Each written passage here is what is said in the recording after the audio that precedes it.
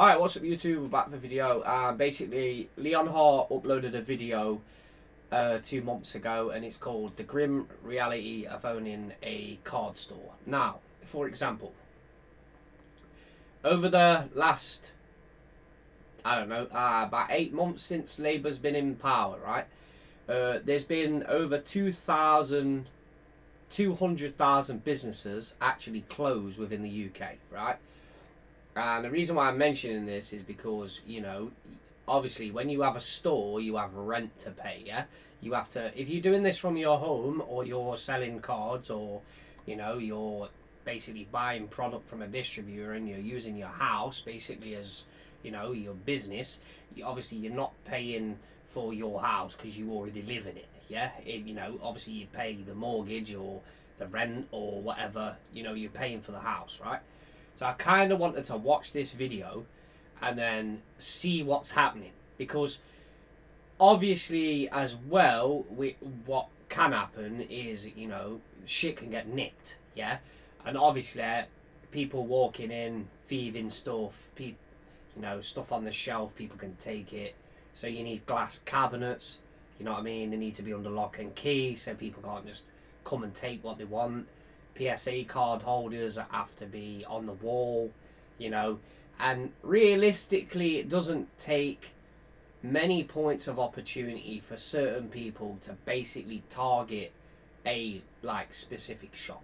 Right now, for example, you could probably go, if you're like a professional criminal, you would go into a shop, see what PSA cards have got there, and you could probably snipe it down, right?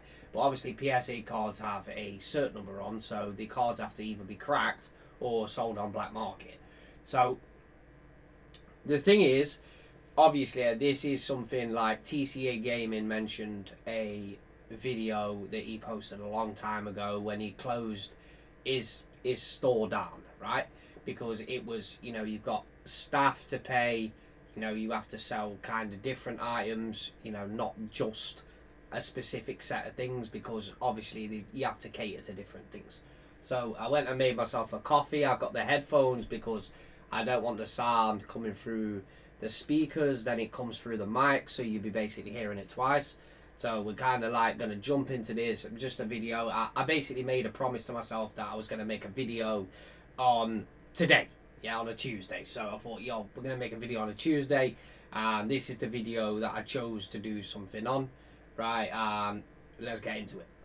Let's put the headphones on, bam, bam, bam, and we'll just go YouTube, yeah? Let's watch this.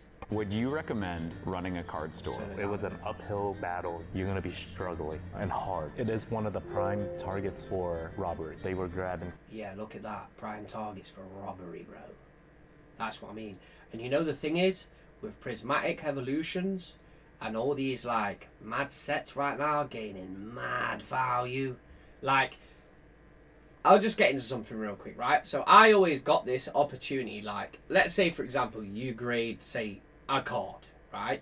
And then this asset, or it's not, it's an asset, it is something you own, so you could technically call it an asset.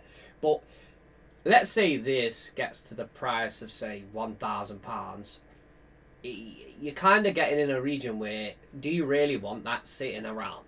If people know that that's the value of it, do you really want it sitting around your feet? You don't kind of, you know, that cash from the item in the bank is a lot kind of safer, right? Because, you know, someone can't just go and rob your bank. Like, do you know what I mean? So things reach a certain level of value in my eyes before you kind of have to say, yo, I've got to get rid of this. Do you know what I mean? Or, you know, because if anyone knows, you're doing videos, and, you know, this is a big thing where people come on YouTube and they shout how much money they made, and I made 50 grand selling Pokemon, and then, you know, your friend knows a friend that don't know you, and, you know, they talk, yeah? So, you know, you kind of have to be careful what you're saying to people if, you know, you're a fucking big, high-risk collector on high card collectibles. It's just as simple as that. Like, apparently Ace Greening got robbed as well, right? Cases of stuff. Oh my gosh. I might have made this sound grim, but yeah. The amount of stock loss, like, that could fucking collapse a company, bro. Like, a business could collapse if it's on razor thin margins, like, bro, one hit like that could fucking shut you down. Have to be prepared for a storm. Yeah. More than ever, people are wanting to start their own card stores, but running one presents a few more challenges than expected. Meet Nathan, the owner of Cloud Collectibles in Dallas, Texas. And that's judging by the size of that shop, what's the rent on that? $2,000 a month? Maybe $2,500 a month? Holy shit, man. I decided to stop by his store to see what running a card store is really like. Do you know the thing is like, the worst thing in the world that you can have is dead stock. Like, dead PSA cards that don't sell. Like, I'm going to do a video on the UK market versus America, because there's like two sellers that I kind of monitor, and the BI much that one sells to the other one is fucking nuts. Hey, Hey, what's up? how's it going? Good, how are you? I'm doing well. Thank you so much for letting me come here today to check out the store. You've recently expanded, right? Yes, within the past 6 months we've expanded. I'd love to kind of just get a tour of your store. And And the thing is as well, like, I always said that Leon Hart was kind of like an actor in some of his videos, which, sometimes he has. But, like, this is where you see him, like, face to face with people and how he interacts. Do you know what I mean? So this is where you can't technically be like your actor, as not as a shit talk thing to say about him, but this is what you're gonna get. Like, you're gonna get an honest chat with him, innit? Oh wait, let me just fucking jump out of that mode. I don't want that. and then kind of get into things, and maybe even if you let us open up a little something. What do we got? What do we got? Oh my We get to see him rip a booster and destroy it, bro. gosh, that's the full art. What do you got with this massive display right here? This wall is our sealed products. We try to give a good variety of different games for people. So you don't have just Pokemon, you have You can't just sell just Pokemon, because that means you're only catering to one customer. You need to target everybody. But Dragon Ball Z in the UK, bro, this was wank. Like, I don't know. I don't know if it's me or the cards I've had, but like, legit, sometimes you just get stuck with it. You can't sell it. Dragon Ball, Star Wars, even a little sports as well. Yep, Weiss is another big one that we do here. We have Magic, Final Fantasy. I mean, we try to keep a good variety here. And do you see a lot of people coming in for that different variety, or do you, as a store, mainly try to focus on TCG like Pokemon or Lorcana? We try to give every game a fair chance, but Pokemon does outpace almost every other game. One Piece, is actually doing very well too right now. Oh, that's incredible. And you have different types of tournaments over there in the tournament area, Yes. like pre-releases and stuff? Yes, we do a lot. That's how you got to get people in as well. Like, like hosting a battle, or there's a store in the UK that does that as well. Think of his name. It might be like Black Sky Games, Skyward Games, something like that. A lot of pre-releases. We host, I think, currently 5-6 different games. Pokemon is actually one of our smallest tournaments, which is weird. So for actually playing wise, Pokemon is your smallest. Yes. But for coming in and buying an Evolving Skies pack, that's like your biggest crowd? Yes. Yes. Okay. So Pokemon's your first biggest game. What's your second biggest game? One Piece. Is One Piece. Yep. Okay. Very nice. The third would be Lorcana. I think like One Piece and this Lorcana are like pump and dumps, like Flesh and Blood, or like basically like Metazoo. That's what in my eyes they seem to me like. But as years go by, we'll see if they survive. I think the fourth would be Weiss. All right. What do you got going on in these glass cases over here? In the front here, we keep. So you got to have the glass cases. You see, you can't have people just picking out what they want. Do you know what I mean? It really is like such a shitty thing that you have to that people just nick stuff. Like, it's so fucking bullshit, honestly. Keep all of our slabs. A big variety of classic. Or the stock in Legendary Collection was 2002. Yeah. That's a year of the horse set, isn't it? 2002. Japanese. We mainly try to keep the three big, graders: CGC, PSA, Beckett. The biggest reason why we opened Cloud Collectibles, I think some of the stores got too comfortable, so they were just overcharging the community. So for example, there's boxes that you could buy for like $200-300. They'll charge $800-900 when I was returning to collect Pokemon. Yeah, this is what I mean about like people scalping. Like, don't buy off people that are charging too much money. Like, in the UK, obviously, there's not many stores, yeah? So, if you're not buying from Asmodee, yeah, then just go check every website and then see which is a better deal. Because, you haven't got a lot of money to spend. Like, I think it's 82% of the UK population right now do not have £500 in the bank. That is incredible statistics, do you know what I mean? So, you might have £10,000 in Pokemon, but, you don't have liquid cash, do you know what I mean? So it's crazy, to be fair. I actually went to one of those stores and, I didn't know anything at the time. And then, after some time and research after I bought it, I realized I was down and I was like, that's not cool. Let's create a place where, people feel safe when you're new. That's great. There's a lot of stuff even in my store that might be a little bit overpriced, but it's more because there's a lot of Pokemon products you can't buy from distribution anymore. So we have to actually buy that from other customers and other people. Yeah, you have to charge more because you've got rent to pay, staff to pay, you've got business rates to pay, you've got in the UK council tax, which is a fucking scam, but you know what I mean? That's a con. People at a certain price, so we have to mark it up just to keep the doors open a little bit. Yeah, and we try to keep the doors open, otherwise that shit will close down. to make it as family fun as possible here. So the people who come here, they become our friends. So most of our employees actually were originally customers. I came here as a business partner with Bill, but now we have like 20-30 friends that come here and just hang out with us on a daily. They don't have to buy anything, they just come and hang out like from morning to night. And that's kind of like what you want to see with your local card stores. You want that casual fun. That's kind of good because people see people in the shop, and if there's people that are in the shop, it looks like, everyone's in there. Like, it seems like, if you just have a shop and it's dead and no one in there, it's just, it's not like it's going to be alive, right? Fun feeling to come. Gives it like an atmosphere. Anytime during the day to hang out with your friends, open up some cards. I would be personally tempted myself if I was just sitting there to walk over and be like, yeah, I want a 151 pack right now to open. I think I'm going to do like a Paradox Rift binder, it'd be sick. I opened a couple packs the other day off camera and I'm liking these. These are pretty good. I was trying to do a weight test.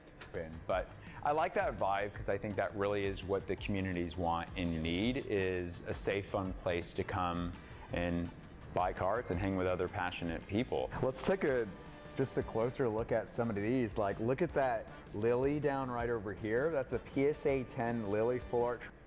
That case is pretty good, The Vault. That case is actually pretty good. That's probably expensive right now, right? Probably like 400, probably. For a Lily? Maybe? Trainer? To be honest, this is one of the first cards that I bought. It's actually one of my personal cards that I left out here. That's incredible. What are some of your other favorite cards that you have displayed? The first one would be probably this Gold 10 Charizard. Most people don't know that, during the Celebrations print, this was very hard to grade. It was very hard to even get a 10 out of it. So the difference between a raw and a 10 is like $1,000. Really? And that's a CGC Gemmin 10. Yeah, those metal cards always would flake in the grading process, so that's a very, very special card to get in such a score. And Beckett refuses to grade that now, I think. Oh, Beckett doesn't even grade those anymore? Oh, okay. Because I think it was being chipped during the process, and then people were getting mad at them, so they're like, you know what, we're not taking this. We're not dealing with that anymore. What else you got? Looks like you got a Shadowless Charizard, World Championship cards. Yeah, World Championship cards. Yeah, World Championship cards. Got one right here. Bad boy. This was a big one right here. Is that a Gold Star Umbreon? Yes, it is. At a BGS 9. Wow, so there we go, folks. That's like one of the original Umbreons that you want to go after, but that thing's only in those pop. What was the sticker on that? But that thing. Just peeled it off, didn't it? Folks, that's like one of the original Umbreons that you want to go after. Oh, that was kind of sneaky. That was sneaky, wasn't it? That was a sneaky little peel off that price. But that thing's only in those Pop Series 5 packs. That's another way, because obviously the price of that card, like obviously there's, you know, like I say, you don't know who's watching your videos. You don't know who's looking at what you've got. Right, get out of that mode, yeah. It's messed up. In English, they never had a hollow version. In the Japanese, they had a hollow version of that. Of the Umbreon card? Yes. Wow, I didn't really know that. Pretty cool. Taking a look at some of these items right here. You got some sealed product over here, Cosmic Eclipse, Unbroken Bonds. I'm a big Gundam fan myself, so it's cool to see some of the model. Is there a specific type of aesthetic that you tried going with for this store when you started creating it? Yeah, we tried to go for, you know, we wanted to be wide open. We wanted to try to keep it as clean as possible. What is this whole area right here with the glass display cases? This is all of our raw singles. We got Yu-Gi-Oh right here, One Piece over here. This is our vintage Pokemon case. We have 2 cases full of it. And then over here we keep our modern, 3 cases of modern, and then we got 1 case of Japanese. Yeah, this is a dream come true for myself, just learning to play the game and stuff, to instantly be greeted by all of the singles of cards here, especially right over here. I'm eyeing this specific nest ball card. You know that Obsidian Flames, like Charizard EX? Like, I think that's the first gold one, right? And it's probably like 20 quid, 30 quid, tops. Pretty mad. Card over here. We'll have to see if we can come up with a good deal a bit later on for that, because I'll put that in my deck that I play with. But very cool area. I love the aesthetic, just bright, open concept of what you were saying when you started the store. All of these like shelves, we actually designed it ourselves in-house. We tried to match it to our aesthetic here. And I think that's just what makes a bit more personality when it comes to the store. These are your full art trainers. Yes. Oh, so this is probably one of your more popular ones right now. I can see it. Yes. It's already been kind of rated by some people. And then yeah, down here as well. Looks like you got a Charizard right here. It's just always beautiful. There you got some Pidgeots down there. I always just love checking out the singles, especially the secret rares. Look at all these rare candies over here. If you look at the prices, they'll Not a fan of the gold cards. What's that? $30. Oh yeah, dollars, isn't it? $30. $100, mate. all 10 and above. But we Oh, $100. $100, son. actually have binders that is for much lower and like cheaper cards, from $1 all the way up to $10. So we don't keep that in a case, so we always have binders. Yeah, keeping them in the case. Well, yeah.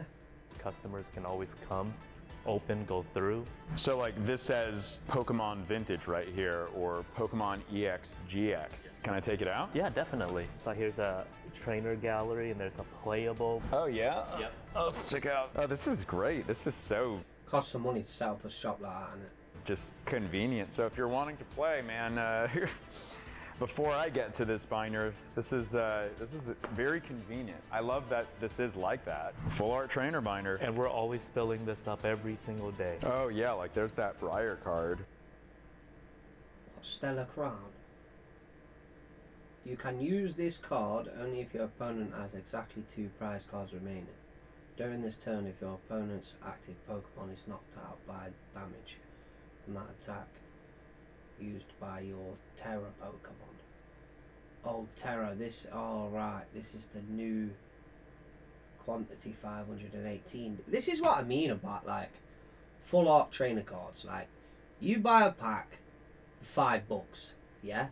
You rip that pack, you get a 1 holo, yeah, or a full art, and it's like, that sells for less than the booster pack. Like, what?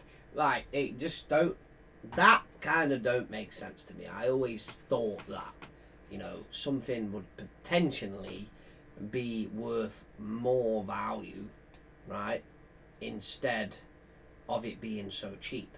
Like, for example, you could buy, like, I don't know, 20 copies of these, put them in a binder, sit and wait for I don't know, 5 years, and then if they're like 15, 20 quid each, you know what I mean? Then you offload them and you get rid of them. Like, or the price stays the same, or when a time that you're happy to get rid of them.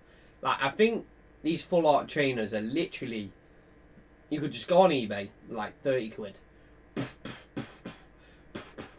And you could just fire buy them. You know what I mean? You just buy them non-stop.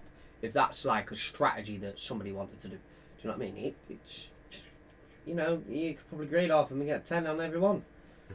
Which I just added to my deck. What do you got in this case? You know, upcoming games, Soul Masters. I want to help them grow. We put toys in here. I like these. It looks like 3D printed 3D printed, they're sick. figures of the muscle Pokemon in there. And then this looks like some more Ys. Got a whole section of Lorcana. You have a fairly good fan base. So. Yeah, actually our Lorcana tournament base is actually pretty big. We can pull anywhere between 30 to 70 people sometimes. Really? So, yeah. How many people do you think you can It's pretty good, to be fair, isn't it? fit in here? Here specifically is around 70 people. And then if we need more space, we go next door and ask them if we can use their tables too. And they're really good people too, yeah. They're a boba shop actually. It looks like you got sleeves and accessories. Yep. On this side between Dragon Shield, Graded Guard, One Piece sleeves. These are some Japanese imported sleeves. We have a A graded card case. Does any of you use those? No? I don't use those, but like, it'd make them harder for sitting. You can't really display it, right? You won't obviously be able to use a stand. play mats of all different sorts. Like that. I need to get that for like Halloween. Yeah, that's sick. Deck boxes, carry cases, and we have a lot of bulk too for people who, you know, like to finish master sets. All right, I saw this from the distance. What do you got going on with this case? So we tried to help out some of our community members, the ones that are very nice and, you know, they care about the community. We let them use our display cases and consign. Is this also kind of consignments as well? Oh, a consignment. Yeah, a lot of people are doing these. Obviously, you know, they kind of let other people sell their own cards instead of selling them on the internet. I mean, it's not a bad idea. With these cards? We have extra space, and you know, if someone wants to consign something, we'll make a little deal and we'll help them push it. That's really nice of y'all to do that. Well, I see you got an empty space right there. Maybe I can, I put like a special Leonhardt card there or something like that. And The only problem is with that, if the value goes up of that item, but it don't go up in the shop, someone's getting a snag. little display sign that says Leonhardt card, and somebody can come and buy it. I'm just joking, but Your fans would probably love that, actually. yeah, maybe. That got me thinking. Those stands look printed. I was kind of seeing what looks like your logo in this room. Yes. What do you got going on in this secret room over here? So we recently just added a streaming room, Oh, nice. making videos. Wow, look at that. You got some binders over here. You got the all-important bathroom, which is very nice. You know, we try to keep the store as clean as possible. I mean, we spend a lot of time cleaning. I feel more of a janitor than an owner, but I mean, it's fun. I mean, That's great with the amount of people. I mean, no offense, but stores are notorious for it can get pretty. I love cleaning though, so it's not a bad thing. We actually Dirty fingerprints. do a lot of charities here too. We take a lot of these bulk cards that we have too much of. We give it to the hospitals, we give it to schools. We create decks for people and we just send it off. We don't put our name on anything. We just send it off to them. Oh, that's really nice. That's really kind of y'all to do that. I also sat down with Nathan to ask about the reality of being a card store owner. What are some common misconceptions when it comes to running a card store? There's a game called TCG Simulator right now, which is very popular. I'm gonna guess it's not as easy as running a store like that online, right? No, it's not as easy. Spend most of your time sitting here pricing cards. We price out all the cards once, and then we're at mercy to the market. You could come here Yeah. Mercy to the market. Like I said, the value goes up. Getting a snaggaroo. and see a card that I priced for 25 bucks. See, imagine this. So I bought 2 cards, both PSA 9, around 20 quid, right, when people were buying them and just fire selling them. I must have got sidetracked and then never bought any more, and then those items are now like 50 each. So it just shows you, like, people that sell PSA 9s for cheap, you buy them, you know, you're going to make money later on. Because just don't always think about, yo, I'm going to make the money today. Do you know what I mean? Well, in a week from now or a month from now, that card could have dropped down to. I mean, the prices change every Oh, yeah, could have dropped as well. Yeah, could go down, innit? day. Yes. So you're saying that you would have to basically come out here. It's not like an online store where you just can update it just like that. You have to get out here and manually do it for the hundreds of cards that you have That's a lot of work, innit? out there. Yep. Like I said, we price out stuff once. And then when people come, we kind of hope that they go to the Rare Candy app and you could get the most current pricing. And we price match it all. We just don't have the manpower to go through hundreds of that. We literally go through hundreds of thousands of cards in a month. Have you ever had a moment while running this shop that you thought, oh my gosh, I don't know if we're gonna make it? Yes, it was consistent through the first year and couple months. My business partner and I, we were just dumping our personal money into it. We actually did not. Yeah, dumping personal money into it, bro. If it's not making it, you're dumping more money into it. It's mad, isn't it? Take any profits from this store till this Christmas. We realized that all. Wow, that's what I'm saying. It's not. People think there's like massive margin in when you've got to keep the lights on.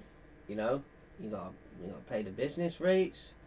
You know, that's why when all these people always like shout, "Oh, we're making so much money," like, well, you're doing videos and then relying on YouTube for advertisements and ads, and then if you was trying to do this now with like no outreach, no social media, bro, it'd be pretty hard, you know.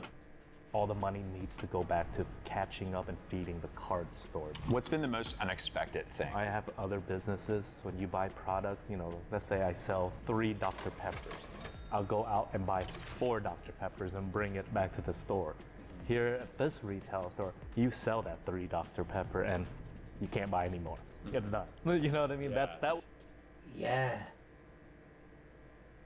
Yeah, that's what I mean. You buy 3 packs and finished. Was the most unexpected. So to keep products in the store for customers to come even to buy, that's also, you know, that was the most unexpected, where you're always struggling to look for more products. Like, we got to find something for our customers. We don't want to look like we're going out of business here, guys. Question, would you recommend running a card store? The card store was much different than what I thought it was gonna be. How so? So when you first have a bunch of cards, you're like, oh, I'm gonna run a card store, and I have $50,000 in my pocket or $100,000 in my pocket. I'm gonna go rent a space, and I'm gonna. Like $100,000 is technically like top 30% of earners in America. So this guy was pretty well off to begin with, innit? Just to have that sitting around, because that's literally like, that's a down payment or a house in the States. Do you know what I mean? Like, it's pretty good. Go sell Pokemon cards. That's a great idea until you realize that once you sell out of your original cards, there's no other ways to get it back except pretty much buying it again at market price or higher as Pokemon always goes up. Mm-hmm. And Yeah, that's what I'm saying. It goes up. Like, as soon as you get rid of it, you've got to realise why you're getting rid of it. If you're getting rid of it because, like, you know, I always take the principle, if you don't need the money, don't sell it. You know, because if you get rid of it, there's a chance that it goes up higher and then you won't be able to get it back again. And the thought of having $100,000 in your pocket for inventory, now you've got yourself in a rent, you got yourself in electricity, you got yourself in much more than you're actually thinking. And security as well, too. Yep. Yeah, that's what I mean. Security as well, that's another thing as well, yeah. Yeah, another thing to consider, got the power bill. You're gonna put a lot more money, like, than you think, and you need if you want to be successful, you want 10 to 20 times more money than what I just did for you to compete and do well. So for people who are trying to open up a card store, I do suggest starting with the online. Mm-hmm. Once you do very well with online, then think about getting into the store. Do not start that process with getting a store. I did that mistakenly, and it set me back a while to catch up. Really? Yeah, it was a struggle. It was an uphill battle, you know what I mean? What's been like the biggest struggle for you as a card store? Biggest struggle for me is scaling is our biggest problem. To get What does he say? Scaling, yeah? As a card store. biggest struggle for me is scaling is our biggest problem. To get to a certain number where you could hold on to enough cases for 3 months, it might be like 50 to 100 cases. And if you're a brand new shop, you're starting with 2 cases. Yeah, like 50. You keep 50 cases, yeah? Let's say you keep 50 cases. 50 cases are, say, Evolving Skies on release date, yeah? Now look how much you'd be running a profit now. You're probably looking $700-$1,000 a box, probably £1,000 a box, $1,500. Boom, boom, boom, boom, boom. You're buying them 100 each, 1,400 probably every time you're selling one. Do you know what I mean? You'd be milking the cash in them. And you're supposed to have that 2 case last you 3 months till the next drop. You're gonna be struggling and hard. How does allocations exactly work for local card stores? When you're a new store, the maximum they'll give you is 1 or 2 cases. After that, Wow. Really? Wow, that's pretty fucking bad, isn't it? the next set, they'll give you 3 or 4 cases. Or the next set after that, they'll give you 4 or 5.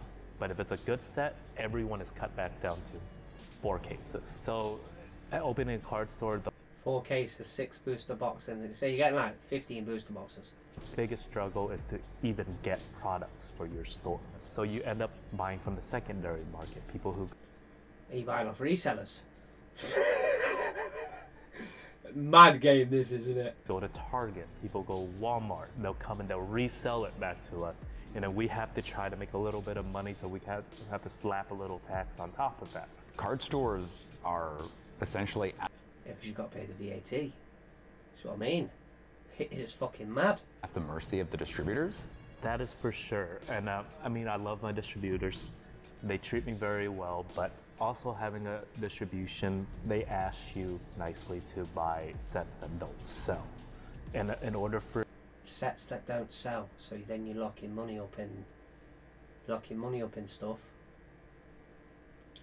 Like, let's say Pokemon releases a bad set. I don't think they're going to release a bad set ever again since the mistakes of 2016, but... Or was it 2016 when Steam Siege come out? You know what I mean? So that's pretty mad. for you to get the set that, you know, you want, it also dictates that you buy these sets that doesn't sell. So That's really fucking bullshit of them companies. Like, to pressure somebody into that, that's a downright scam. let's say set A is doing well. I buy 10 cases, but set B is not doing well. Man stinks, and he just sprayed him with a deodorant can. They say if you keep your Could you imagine doing that to one, mate? You get done for assault, bro. allocation at 10 cases, then next time we'll move up your allocation. But if you drop this allocation down to 1, 2 cases, your next allocation will drop down to maybe 3, 4. Oh man, Yeah. that doesn't sound as nice as I'd like, right? Yeah, it's not nice, but I mean, they're running a business too. How many hours a day? How many hours a week? He's probably working like 12 hours, probably. Let's say 13 hours a week, 13 hours a day, I reckon. 13.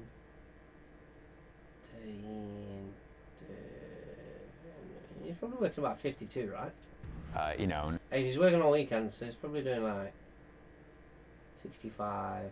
I'd say 65 hours. Let's just see what he says. especially since the beginning, have you been devoting to this store, to this baby of yours? And has that affected, you know, family life at all? When we first opened this store, we were open from 10 to 8, and that's about 10 hours a day just being open.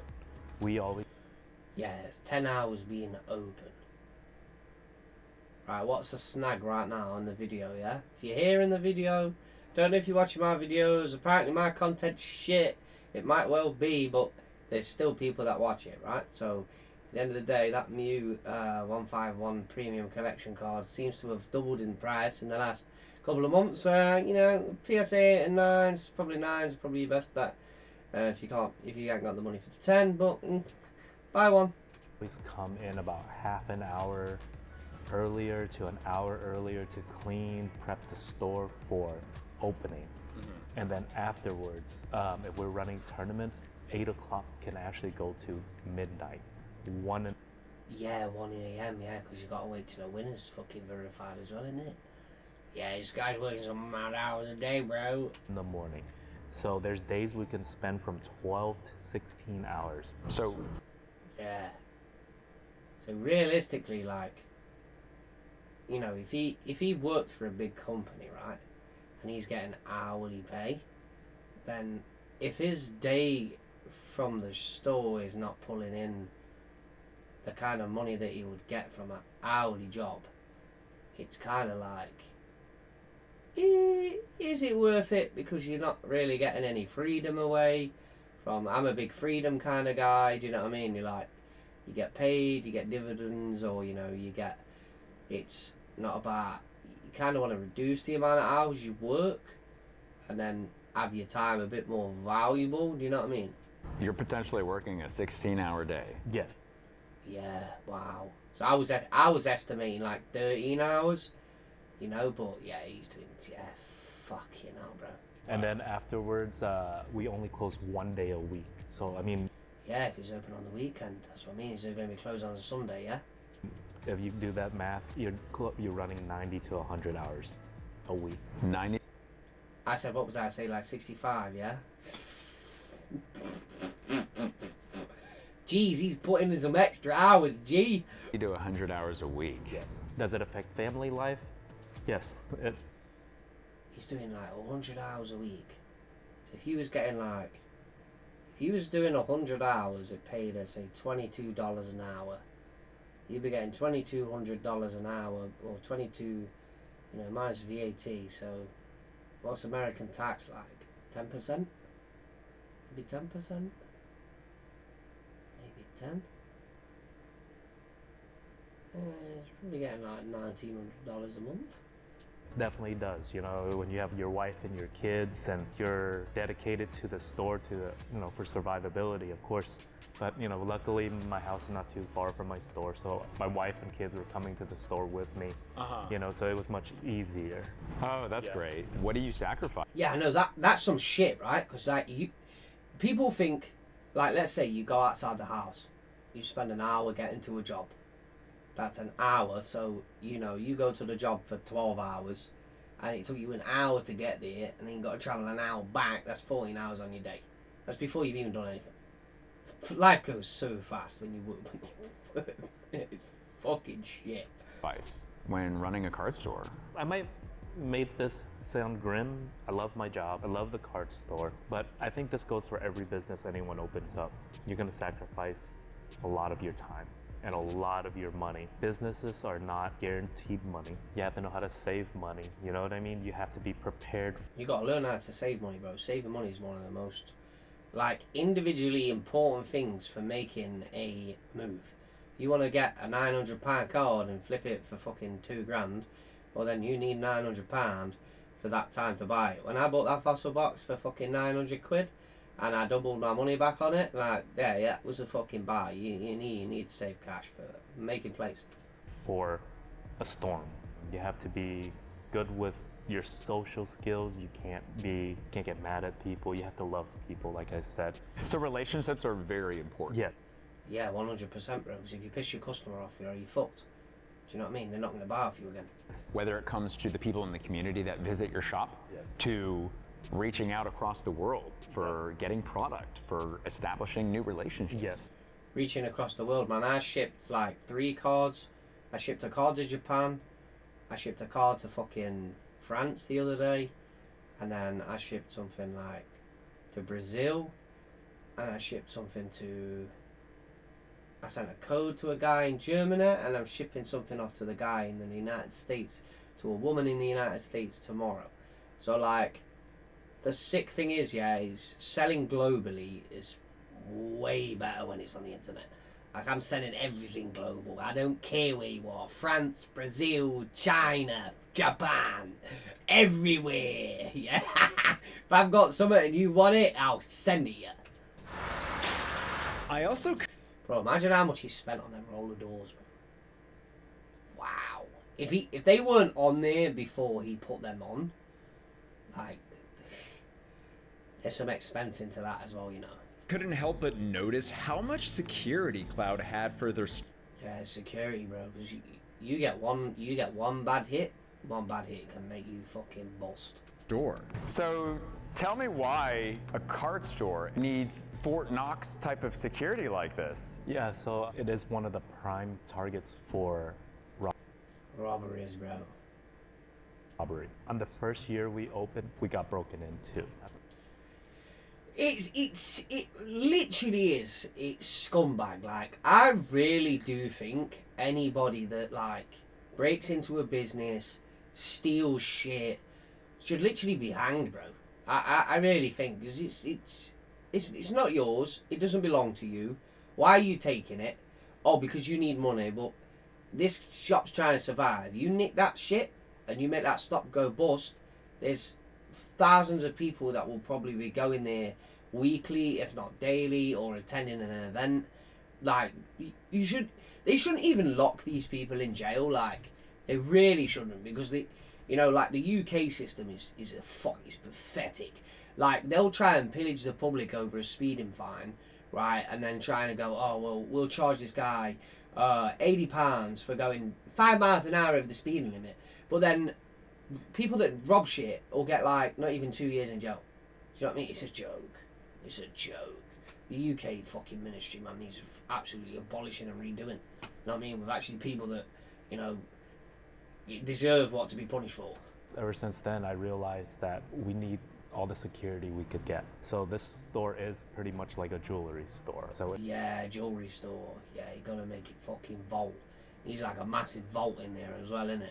it's protected like one. We have all sorts of securities from back to front, to the point where we actually have to Fucking laser beam security, G. That's what you need. Look at that, robbing the back as well. That's fucked. secure the suite right next to us too. Yeah. They'll come in from that side too. Wow, this is what I mean. This is what you have to be careful for. Like when these YouTubers shouting on the internet, we made £50,000 selling Pokemon cards. You fucking better watch what you're saying, because trust me, this shit can happen to anybody. do it with speed. So they target the highest dollar section, usually. Highest dollar section. Yeah, they want the highest dollar section to resell. So realistically, they're not going to go after graded cards. They're going to go after raws, because raws on the market kind of not traced.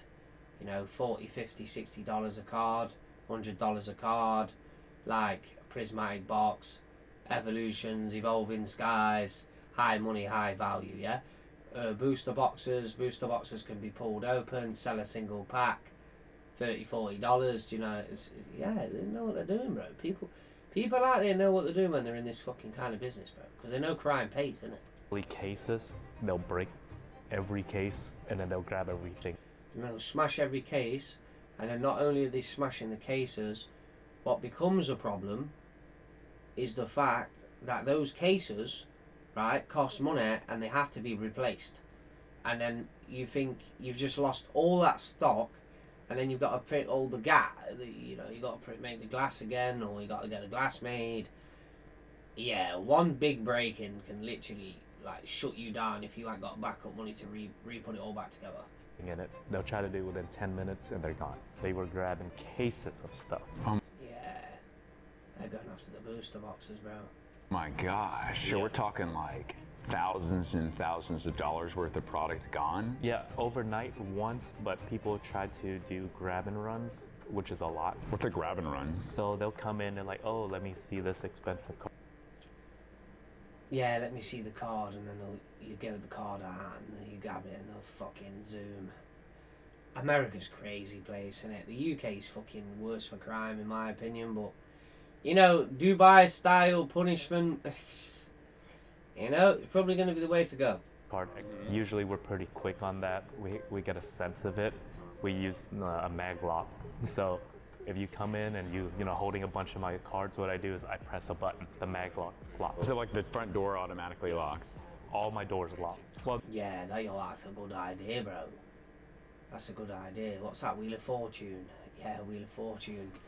Fucking unlimited, innit? Unlimited magic. And then, like, yeah, it's a lightning bolt in the Korean, bro. That's mad, yeah. You can probably kind of tell, like, the people that are shady in it. Like, you can tell shady people, man, just the way they move, innit? they run. They're not going to slip out because, you know, when they're holding a couple $1,000s in their hand for watching, it's more of them, oh, I'll take this to register, not. Oh, So wow. they run, you know, the mag lock hits and they're just like, like, just like, split them down, you can leave. Wow. What sort of measures have you had to take since you have been robbed? We fortified our walls. We had to put a security system to the suite next to us. So we've actually created alarm systems for our neighbors too. We've installed cameras. Bro, this guy must have put, like, the shy of, I don't know, off a million, maybe more. We've installed these shutters, mag locks, like I said. Yeah, maglocks are probably not going to be cheap. And the fact that they've got them shutters, bro. Them shutters are going to cost beans, bro. But it's not all gloom and doom. This man also loves collecting cards, and he created a place for others who love the hobby as well. Any just one particular moment that really just clings to you? The biggest thing is that I like to teach people, and there's a lot of young ones that come in here and they want to learn more about the Pokemon. I love, you know, that's the biggest thing that I actually enjoy, teaching the younger generations, you know, the games that we like, kind of passing it on and our passion for the game. A lot of parents come in here with their children and they're like, hey, we don't know what we're doing. It's like, we got you, come over here, we got, you know, we'll show you the best things to get. And of course, I couldn't leave without opening some Pokemon cards. What we got? We got tons of options. I have been eyeing the 151, so I will say, if you have 151 for us to open, I still haven't pulled the Charizard. Yep, let's do it. We'll right. keep opening till we get it. All right, let's do it. Well, we're gonna have a little.